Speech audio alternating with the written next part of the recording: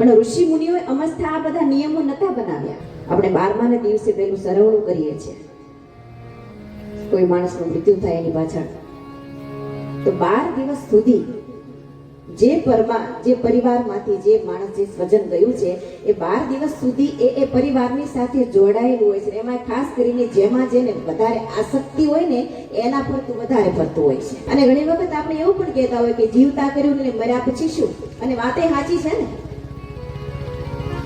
વાતે સાચી છે કે મા બાપ જ્યાં સુધી જીવતા હોય ત્યાં સુધી એની સામે ના આવીએ, અને પછી જાય પછી સુંદર મજાની કિંમતી ફ્રેમોમાં એના ફોટા મઢાવીને પછી એને ફૂલના પેલા પ્લાસ્ટિકના હાર ચડાવીએ તો એ કઈ કામનું નથી. ભગવતજી તમારી આરતી ઉતારો, ભગવતજી તમારી આરતી ઉતારો, આરતી ઉતારો ચરણે, આરતી ઉતારો ચરણે, શીશ નમાવો. ભગવતજી તમારી આરતી ઉતારો, ભગવતજી તમારી આરતી ઉતારો.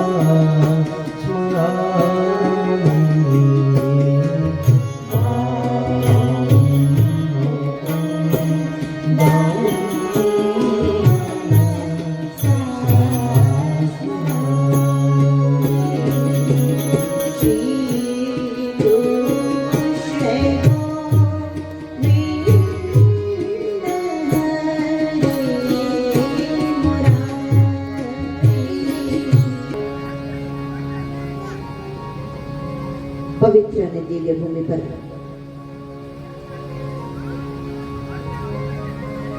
બજરંગદાસ બાબાના સાનિધ્યમાં તેમજ ભગવાન શ્રી દ્વારિકાધીશની ગોદમાં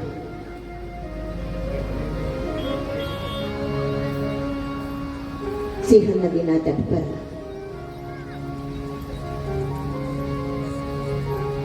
બાપાની જ મઢુલીએ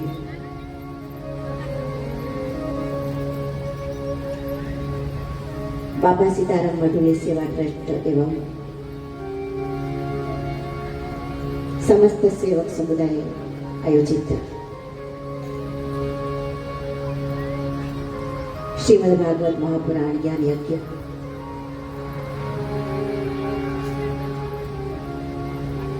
એ યજ્ઞનો આજે 6ઠમો દિન, પ્રથમ સત્ર.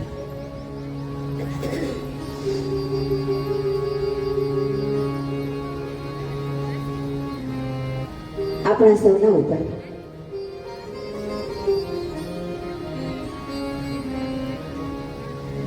અમુક પ્રકારના ઋણ રહેલા હોય છે.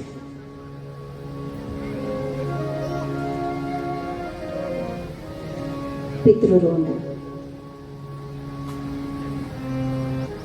દેવઋણ, ઋષિઋણ,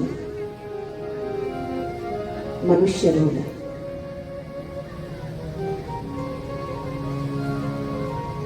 આ બધા આપણા ઉપર ઋણ છે.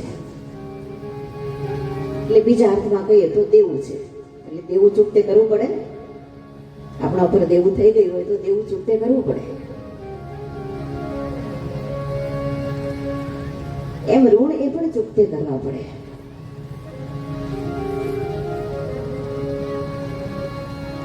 તો આ 4 પ્રકારના જે ઋણ છે, ઋણ મુક્તિ કેવી રીતે થાય? પિતૃલોક,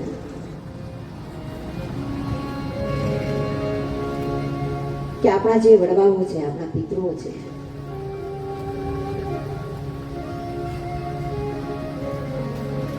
પિતા પિતામહ, પર પિતામહ, માતા માતામહ, પર માતામહ,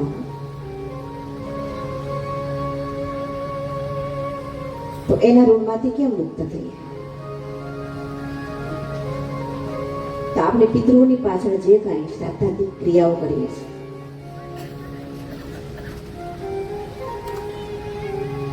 આ ચૈત્ર માસ એ પણ પિતૃ માસ કહેવાય. પછી ખાસ કરીને ભાદ્રપદ માસ, કૃષ્ણ પક્ષ, કે જે 16 શ્રાદ્ધ ના દિવસો છે,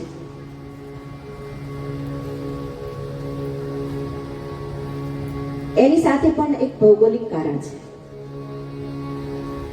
કે ભાદ્રપદ માસમાં જ આપણે શ્રાદ્ધ કાર્ય શા માટે કરીએ છીએ? તો ભૌગોલિક રીતે એક પિતૃલોક પણ છે કે આપણા પિતૃઓ ત્યાં નિવાસ કરે છે. તો ભૌગોલિક રીતે જોવા જઈએ તો એ સમય એવો છે ભાદ્રપદ માસ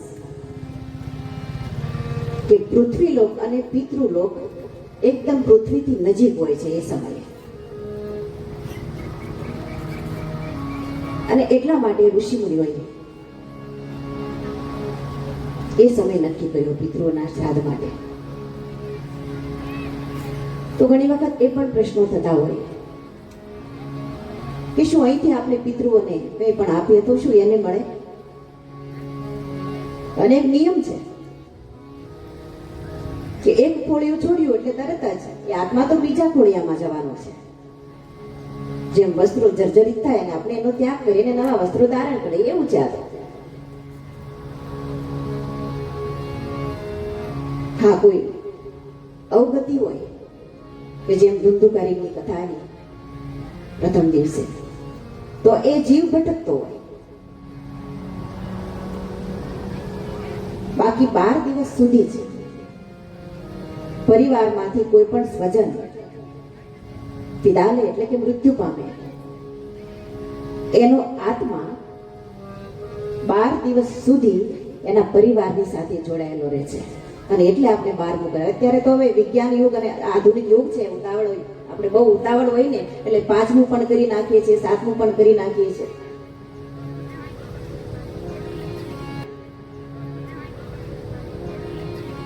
પણ ઋષિ મુનિઓએ અમસ્થા આ બધા નિયમો નતા બનાવ્યા. આપણે 12માના દિવસે પેલું સરવણું કરીએ છીએ, કોઈ માણસનું મૃત્યુ થાય એની પાછળ, તો 12 દિવસ સુધી જે પરિવારમાંથી જે માણસ, જે સ્વજન ગયું છે, એ 12 દિવસ સુધી એ પરિવારની સાથે જોડાયેલું હોય છે. એમાં ખાસ કરીને જેમાં જેને વધારે આસક્તિ હોય ને એના ફરતું વધારે ફરતું હોય છે. કોઈને પુત્રમાં આસક્તિ હોય તો એના ફરતે ફર્યા કરતો હોય છે નાદમાં, કોઈને પત્નીમાં હોય તો એના ફરતે, અને કોઈને રૂપિયામાં હોય તો તિજોરી ફરતો પણ ફર્યા કરતો હોય છે. આ તો જેમાં જેવી આસક્તિ હોય, જે કારણ શરીર જેવી વાસના. તો જ્યારે 12મું થાય, સરવણું થાય, એ પછી આત્મા પરિવારથી જુદો પડે અને પછી જેના જેવા કર્મ એ પ્રમાણે જાતિ, આયુષ્ય અને ભોગ, આ 3 વસ્તુ નક્કી થતી હોય છે કે કઈ જાતિમાં આને જન્મ આપવો. એ તો આપણે તો બધા એવું જ ઈચ્છતા હોય કે ઉચ્ચ જાતિમાં જન્મ મળે, પણ ના મળે. આયુષ્ય પણ એવું જ ઈચ્છતા હોય ને કે લાંબુ આયુષ્ય મારું થાય, પણ એ પણ આપણા હાથમાં નથી. ભોગ, આપણે જીવનમાં કેટલા સુખ દુઃખ ભોગવવાના છે એ પણ અગાઉથી જ નક્કી થયેલું હોય છે. માનસમાં પણ તુલસીજીએ કહ્યું છે 6 વસ્તુ આપણા હાથમાં નથી. કઈ 6 વસ્તુ? જન્મ, મરણ, જન્મ અને મરણ એ આપણા હાથમાં નથી. ક્યારે જન્મીએ આ ડોક્ટરો તારીખ આપી દે, પણ એ જ સમય ના આપી શકે.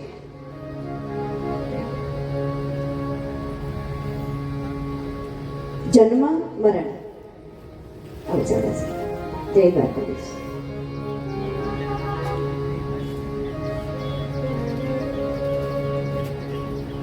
જશ અપજશ. આપણે એવું જ ચાહતા હોઈએ કે મને જીવનમાં જશ જ મળવો જોઈએ, પણ છતાં અપજશ મળે છે. જશ કરતા અપજશ વધારે મળે.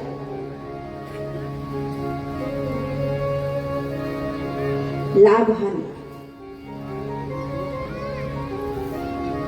તમે કોઈ પણ ધંધો કરો ત્યારે એવું જ ઈચ્છીએ ને મને ધંધામાં લાભ થાય, ફાયદો થાય, પણ એમાં ખોટ જતી હોય છે. તો જીવન મરણ, જશ અપજશ, લાભ અને હાનિ, આ 6 વસ્તુ આપણા હાથમાં નથી, એમ તુલસીજીએ કહ્યું છે માનસ.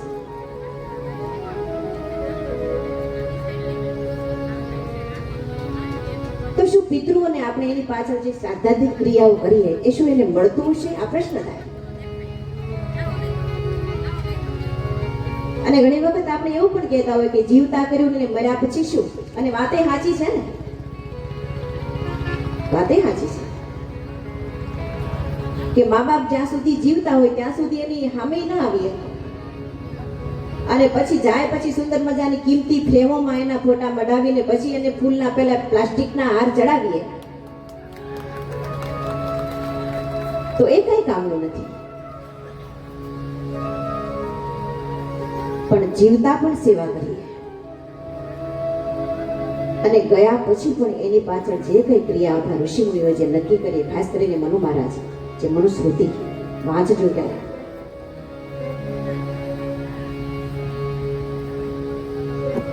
એવા બધા જ નિયમો આપ્યા છે.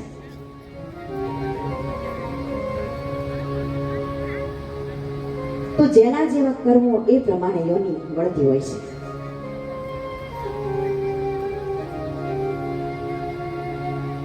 જો મનુષ્ય યોનિમાં ગયો હોય જીવ, તો આપણે આપણા પિતૃઓની પાછળ શ્રાદ્ધાદિક ક્રિયાઓ કરીએ, બટુક ભોજન કરાવીએ, બ્રહ્મ ભોજન કરાવીએ, એની પાછળ જે કંઈ પુણ્યદાન કરીએ એ એને અનાજના રૂપમાં મળતું હોય છે. જે યોનિમાં હોય, મનુષ્ય યોનિમાં હોય તો પછી કર્મ જોગે પશુ યોનિમાં પણ ગયો હોય. આ તો જેના જેવા કર્મ, 2 હાથ વાળા કર્યા હોય ત્યારે જે કર્મ કરવાનું હોય ન કરે, એટલે પછી 2 હાથ મીટાવીને 4 પગ આપી દે, પશુ યોનિમાં જાય તો એને ઘાસના રૂપમાં મળતું હોય છે. પણ એવા કોઈ સત્કર્મો કર્યા હોય, ભજન કર્યું હોય, સાધના કરી હોય તો દેવ યોનિમાં પણ જાય તો એને અમૃતના રૂપમાં મળતું હોય છે. જેવી જેની કરન્સી એ પ્રમાણે. આપણે ભારતમાં રૂપિયા હોય તો પછી અમેરિકા જઈએ કે પછી બીજા દેશમાં જાય કે ડોલર થઈ જાય કે પાઉન્ડ થઈ જાય, એ પ્રમાણે હોય ને. અહીંથી ભલે રૂપિયા નાખે પણ ત્યાંની બેંકમાંથી તો એના પ્રમાણેની કરન્સી નીકળે ને, એમ હોય. તો પિતૃ ઋણમાંથી મુક્ત થવા માટે પિતૃઓની પાછળ શ્રાદ્ધાદિક ક્રિયાઓ કરી આપણે પિતૃ મોક્ષાર્થે શ્રીમદ ભાગવત મહાપુરાણની કથાઓ પણ કરતા હોઈએ છીએ અને એના પ્રમાણ પણ મળતા હોય છે. તો આ પિતૃ મુક્તિ માટે, એના ઋણમાંથી મુક્તિ માટે દેવ ઋણ, આપણા બધાના ઉપર દેવ ઋણ છે. આ સૂર્ય પ્રકાશ આપે છે, આપણે એનો ટેક્સ ભરીએ છીએ. ક્યારે બિલ આવે છે? ઘરમાં ઇલેક્ટ્રિક પાવર આવે છે, બિલ ન ભરીએ તો શું થાય? છેડા કાપી જાય ને, કાપી જાય. મોબાઈલમાં બેલેન્સ ન પુરાવીએ તો બંધ થઈ જાય, શરમ ન ભરાય. અને બહુ જરૂરી વાત કરવાની છે, 1-2 મિનિટ કરવા દો પછી બંધ થાવ નહીં, તરત જ બંધ થઈ જાય. આપણે જમીન વેરો ભરીએ છીએ સરકારને, નળ વેરો ભરીએ છીએ, બધું ભરીએ છે ને તો એનો વેરો નહીં લાગતો હોય? સૂર્યપ્રકાશ આપે, વરુણ દેવ જળ આપે, પૃથ્વી મૈયા અનાજ આપે, તો એનો વેરો તો આપણે ભરતા નથી. તો આ વેરો નથી ભરતા ને એ છે દેવ ઋણ આપણા ઉપર, એનું ઋણ છે આપણા ઉપર. તો આમાંથી કેમ મુક્ત થવું? તો દરરોજ સવારમાં ઉઠી આ સતત એની સામે આપણે કર્મ કરવાનું છે ને, કર્મયોગ. ગઈકાલે પણ કહેવાય કે કર્મયોગ હિ સચ્ચા યોગ હે. પણ સવારમાં ઉઠી નાહી ધોઈને 2-5 માળા તો આપણે કરી શકીએ. આપણા ઈષ્ટદેવ, આપણા કુળદેવીમાં પૂજા અર્ચના, ધૂપ દીપ, યજ્ઞ યાગાદિક ક્રિયાઓ આ બધું કરી શકીએ. એ આપણે દેવ ઋણમાંથી મુક્ત થતા હોઈએ છીએ. નરસિંહ મહેતાએ તો બહુ સરસ કીર્તન ગાયું છે. એ સતત રાધે વલ્લભ, રાધે વલ્લભ, રાધે વલ્લભ કરે.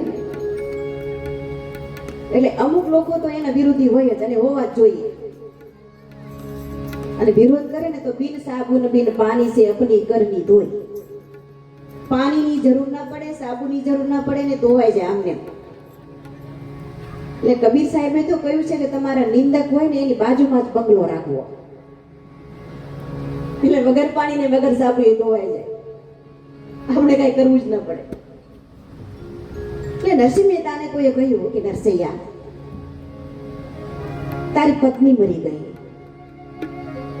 તારો એકનો એક પુત્ર મરી ગયો, ઘરમાં કાંઈ બચ્યું નહીં, અને છતાં રાધે વલ્લભ, રાધે વલ્લભ, રાધે વલ્લભ શું તને આપ્યું યાર? અને ત્યારે નરસિંહ મહેતાએ ખુમારીથી કહ્યું છે, શું કહ્યું છે? એ મારે માટે પવન પ્રભુ મોકલે રે,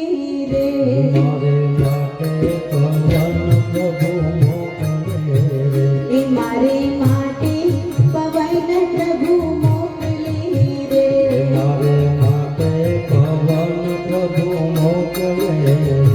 ધરતી પેટે ઉગાડે અન્ન કે કેમ ભૂલાય નામ ભગવાનનું રે,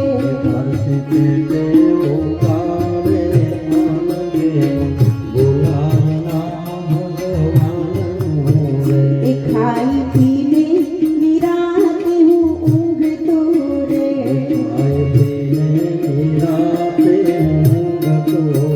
એ મારું ખાધું પચાવે અન્ન કે કેમ ભૂલાય નામ ભગવાનનું રે,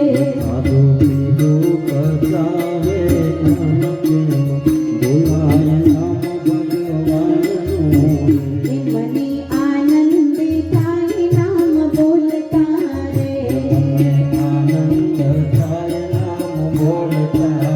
એ મારે હૈયે હરખ નવય માન કે કેમ ભૂલાય નામ ભગવાનનું રે, એ કેમ ભૂલાય નામ ભગવાનનું રે.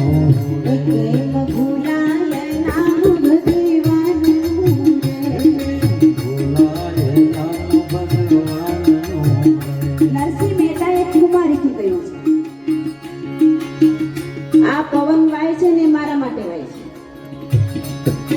આ સૂર્યદેવ પ્રકાશ આપે છે ને મારે માટે આપે છે, આ ધરતી મૈયા અનાજ આપે છે ને મારા માટે આ બધું જ છે, પણ એનો લાભ તમે બધા લો છો.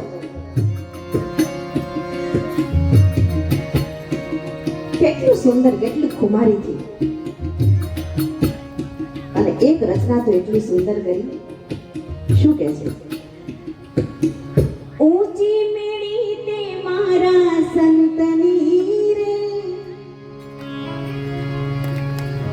ઊંચી મેળી તે મારા સંતની રે, મેં તો મહાનીને જાણી રામ, હો રામ ઊંચી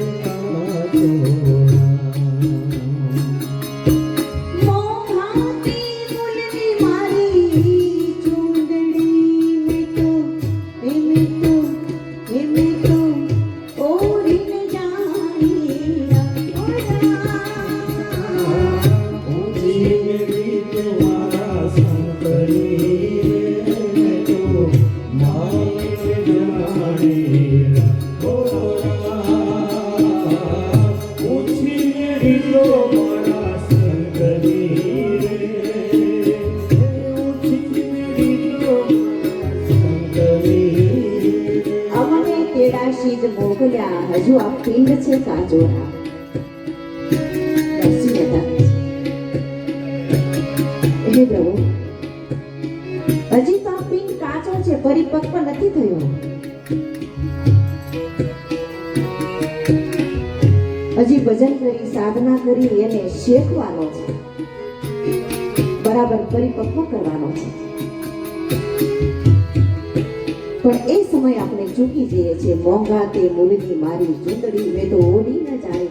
આ આયુષ્ય આપ્યું છે 100 વર્ષનું આપણને. આ પછી જેવા જેના સંચિત કરવો, બાકી કલિયુગનું આયુષ્ય 100 વર્ષનું નક્કી થયેલું છે. પણ એ આયુષ્ય રૂપી ચૂંદડી આપણે ઓઢી નથી શકતા. જેમ તેમ વેડફી નાખીએ છીએ જીવનને.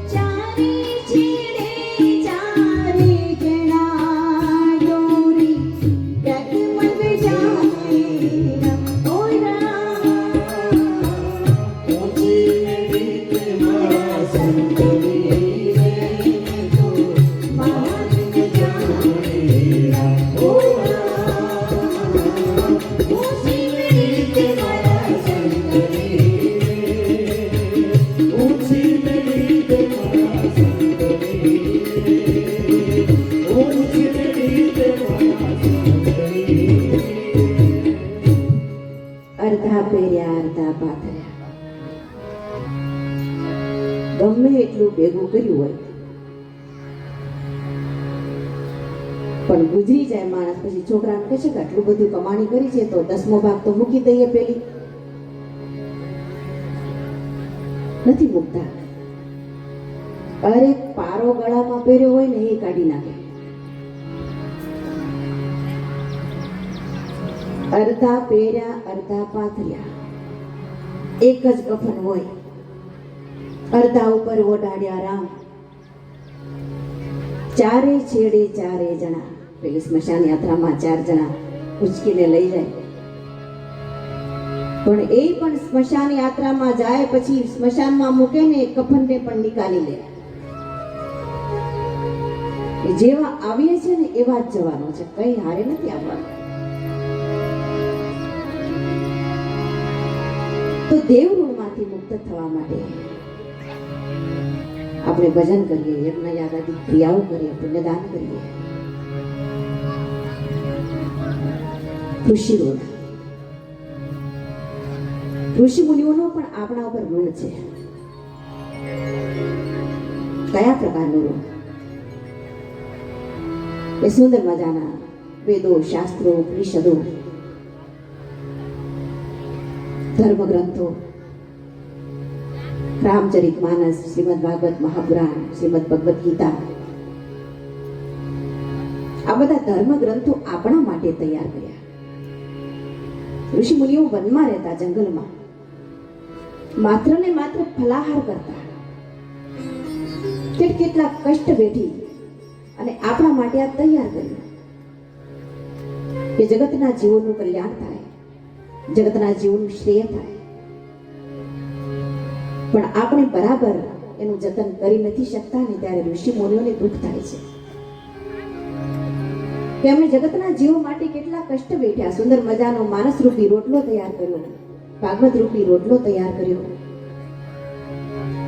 અને ખાઈ ન શક્યા. અને એટલે કવિ કાગબાપુએ ગાવું પડ્યું કે અમે નિસરણી બનીને દુનિયામાં ઊભા, પણ એને ચડનારા કોઈ ના મળ્યા. હજી અમે નિસરણી એ બનીને દુનિયા